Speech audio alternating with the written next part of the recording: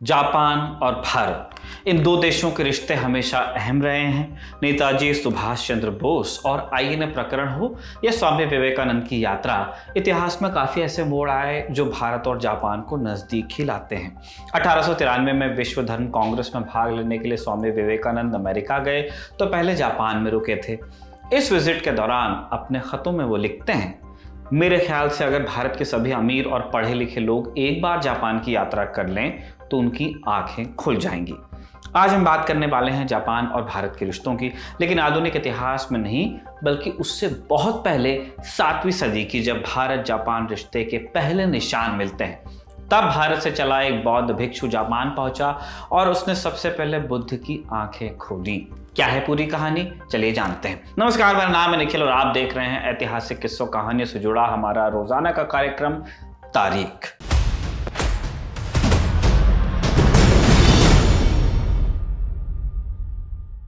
कहानी की शुरुआत से पहले एक डिस्क्लेमर। तारीख में एक किस्सा हम पहले भी सुना चुके हैं, लेकिन तब टेक्निकल कारणों के चलते ऑडियो में दिक्कत आई थी, लिहाजा हमने सोचा कि एक बार फिर इस कहानी को आप तक लाएं क्लैरिटी के साथ।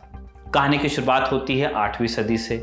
मदुरई तब पांड्य राजाओं की राजधानी हुआ करता था। कौटिल्य अपने अर्थशास्त्र में इसे दक्षिण की मथुरा लिखते हैं। पांड्य राजवंश का विशाल साम्राज्य धन धान्य से भरपूर था, लेकिन 20-22 साल के बोधिसेना का दिल मदुरई में नहीं था। हालांकि इस विलासिता से ऊब कर ही वो शाक्य मुनि की शरण में गए थे, लेकिन अब आगे की यात्रा करनी थी। कहानी कहती है कि एक रोज मंजूश्री उनके सपने में आए और कहा, वुटाई की पहाड़ी पर जाओ, वहां मैं तुमसे मिलूंगा। बौद्ध धर्म के महायान स्कूल में मंजूश्री को सर्वोच्च बुद्धिमत्ता का प्रतीक माना जाता है, जो अलग अलग रूपों में धरती पर पैदा होते हैं। जैसे ही बोधिसेन को यह स्वप्न आया, वो अपने रास्ते पर निकल गए। माउंट वुटाई चीन में था, इसलिए बोधिसेना ने समंदर का रास्ता पकड़ा और एक नाव पर बैठकर मलेशिया फिलीपींस के रास्ते माउंट वुटाई तक वो पहुंचे। यहां पहुंचकर बोधिसेना को पता चला कि मंजूश्री ने दोबारा जन्म लिया है, लेकिन जापान में। चीन में तब बौद्ध धर्म का खूब प्रचार प्रसार हो चुका था, इसलिए बौद्ध धर्म की दीक्षा देते हुए बोधिसेना यूं ही विचरण करने लगे। कुछ साल बाद लगभग 730 ईस्वी में वो टैंग साम्राज्य की राजधानी चांगआन पहुंचे। यहां बोधिसेना की मुलाकात एक जापानी राजदूत से हुई जो खुद बौद्ध धर्म में दीक्षित था। उसने जापान के सम्राट की ओर से बोधिसेना को जापान आने का न्योता दिया। एक लंबी समुद्री यात्रा के बाद बोधिसेना जापान के नानिबा तक पहुंचे। आज इस जगह का नाम ओसाका है। बहरहाल नानिबा में बोधिसेना की मुलाकात ग्योकी नाम के एक बौद्ध भिक्षु से हुई। चार्ल्स इलियट नाम के एक लेखक हैं। जापानी बुद्धिज्म नाम की एक किताब में इलियट लिखते हैं कि अगस्त 736 में ग्योकी और बोधिसेना की मुलाकात हुई और दोनों ने ही एक दूसरे को देखते ही पहचान लिया। तब के शाही दस्तावेज बताते हैं कि ग्योकी ने बोधिसेना को देखते ही एक कविता गाई। हिंदी में तर्जुमा कुछ इस प्रकार है, शाक्य मुनि की छाया में उस पुण्य पर्वत पर जो अक्षर सत्य कहा गया, वो आज भी ज्यों का त्यों है। ये हमारी दूसरी मुलाकात है।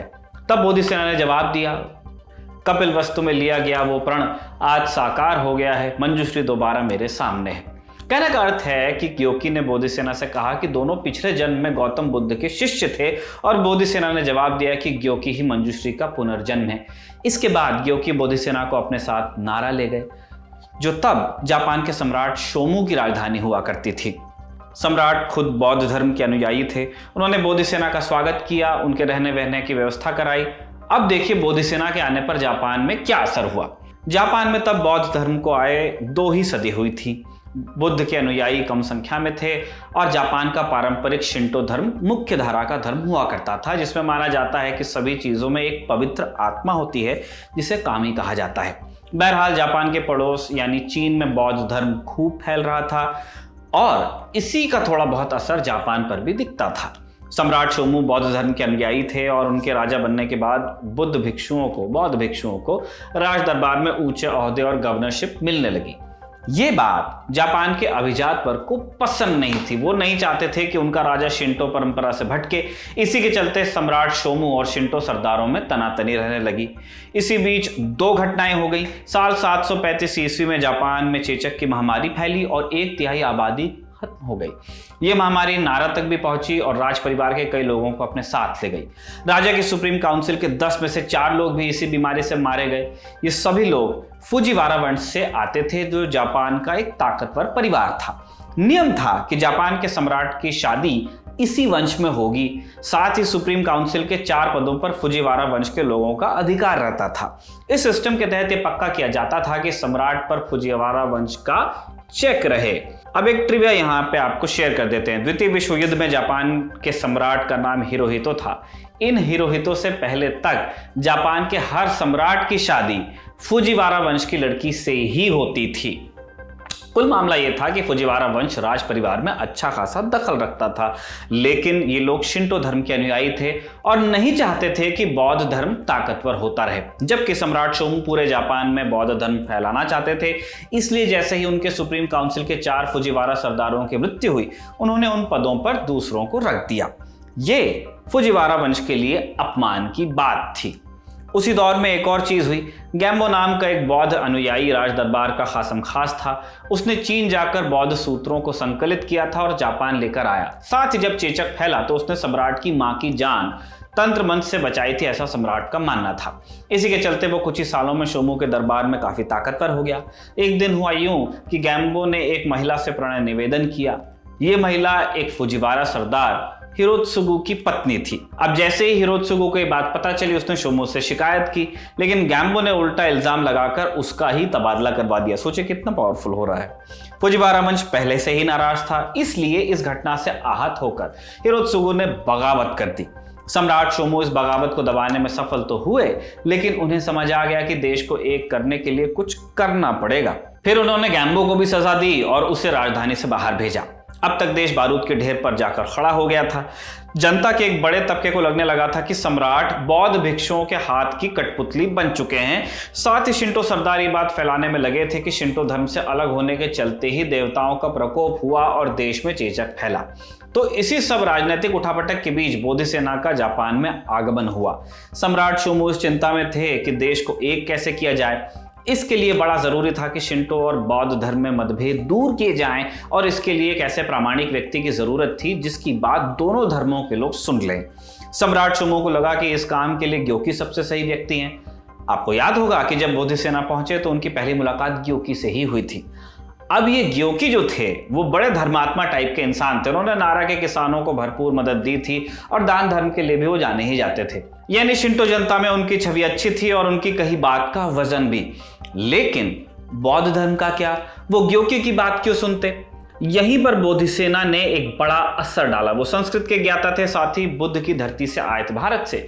इसीलिए जब उन्होंने कहा कि ग्योकी मंजूश्री के अवतार हैं, तो बौद्ध लोगों में ग्योकी की प्रामाणिकता तय हो गई। इसके बाद ग्योकी जंगल में ध्यान करने चले गए और लौटकर उन्होंने बौद्ध धर्म को एक नई परिभाषा दी, जिसमें शिंटो धर्म के तत्व भी शामिल थे। एक तरह का कॉम्प्रोमाइज हो रहा है। उन्होंने कहा कि वाइरोचना बुद्ध और अमातेरासु देवी की पूजा साथ साथ की जा सकती है। शिंटो धर्म में अमातेरासु को सूर्य की देवी माना जाता है। इसके बाद ग्योकी ने सम्राट से कहा कि वो बोधि सेना की देखरेख में एक बौद्ध टेम्पल का निर्माण करें। इसके बाद नारा में टोडाजी टेम्पल का निर्माण शुरू हुआ। इस मंदिर को बनने में 20 साल का वक्त लगा और लगभग 26 लाख मजदूरों ने इसे बनाने में सहयोग दिया। मंदिर के अंदर वाइरोचना बुद्ध की प्रतिमा लगाई गई। वाइरोचना बुद्ध गौतम बुद्ध से अलग हैं। बुद्ध धर्म की मान्यता के अनुसार वाइरोचना आद्य बुद्ध हैं, जिनका जन्म नहीं होता।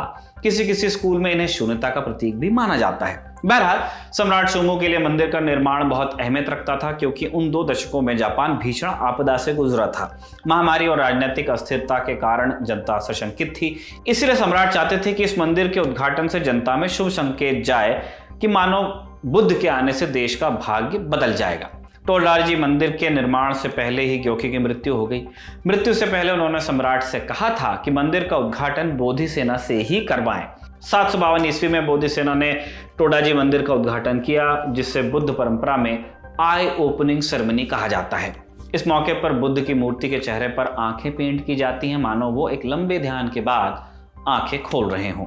जापान के नारा में वाइरोचना बुद्ध का ये 1300 साल पुराना मंदिर 21वीं सदी में भी ज्यों का त्यों मौजूद है। ये दुनिया में लकड़ी से बनी सबसे बड़ी इमारत है और इसकी छत का भार ही 3000 टन के बराबर है। इस मंदिर के अंदर बुद्ध की जो मूर्ति है वो दुनिया में कांसे की सबसे बड़ी मूर्ति है। बहरहाल आगे की कहानी यूं है कि बोधि सेना इसके बाद नारा के माउंट टोमी पर गए। उन्होंने सम्राट से कहा कि वो इस पर्वत पर एक प्रार्थना हॉल बनवाएंगे। इसका कारण यह था कि यह पर्वत गृद्धकूट यानी गिद्ध के पंखों जैसा पर्वत दिखाई देता था।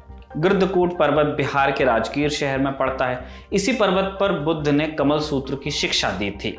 कहानी कुछ यूं है कि एक दिन बुद्ध प्रवचन के लिए आए।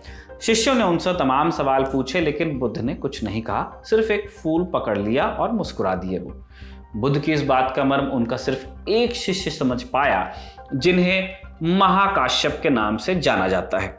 25 साल नारा में बिताने के बाद 760 ईस्वी में बोधिसेना की मृत्यु हो गई।